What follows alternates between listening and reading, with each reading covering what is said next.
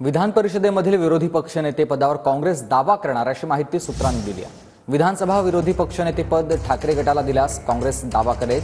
विधानसभा परिषदेमध्ये ठाकरे गटाचे 7, काँग्रेसचे 8 आणि पवार गटाचे 5 सदस्य आहेत। विधानसभेत ठाकरे गटाचे 20, पवार गटाचे 10 आणि काँग्रेसचे 16 आमदार आहेत। गजानन उमाटे माझे सहकारी आपल्यासोबत जोडले गेलेले आहेत। गजानन, एका बाजूला विधानसभेमध्ये विरोधी पक्षनेते जर पद मिळालं तर ते शिवसेनेला असेल, तर दुसऱ्या बाजूला आता विधान परिषदेमध्ये विरोधी पक्षनेते पदासाठी काँग्रेस आग्रही आहे। काय अधिकची माहिती?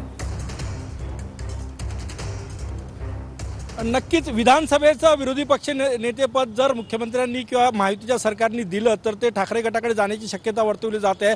असं असलं तर विधान परिषदेच्या म्हणजे वरच्या सभागृहातल्या विरोधी पक्ष नेतेपदावर काँग्रेस दावा करणार असल्याची खात्रीलायक सूत्रांची माहिती आहे। कारण की आत्ताचं विधान परिषदेतलं संख्याबळ जर बघितलं तर 8 सदस्य काँग्रेसचे आहे, 7 ठाकरे गटाचे आणि 5 काँग्रेसचे। त्यामुळे नॅचरल दावा आहे आणि अंबादास दानवे जे विधान परिषदेचे विरोधी पक्षनेते आहे त्यांच्या पदावरच काँग्रेस दावा करण्याच्या तयारीत आहे। जर विधानसभेचं कारण की दोन्ही सभागृहाचं विरोधी पक्षनेतेपद ठाकरे गटाकडे काँग्रेस कदापि जाऊ देणार नाही, त्याची तयारी काँग्रेसने केलेली आहे।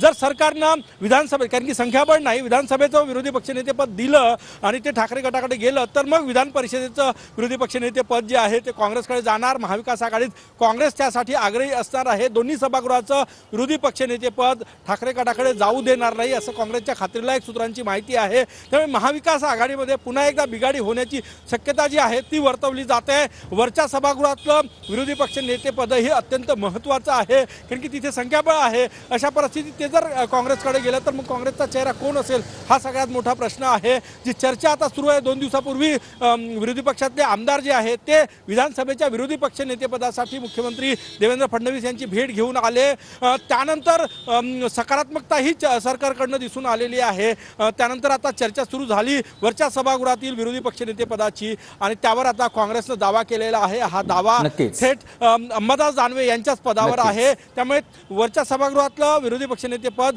काँग्रेसला मिळण्याची शक्यता जी आहे ती वर्तवली जाते। धन्यवाद तुम्ही दिलेल्या सविस्तर माहितीसाठी।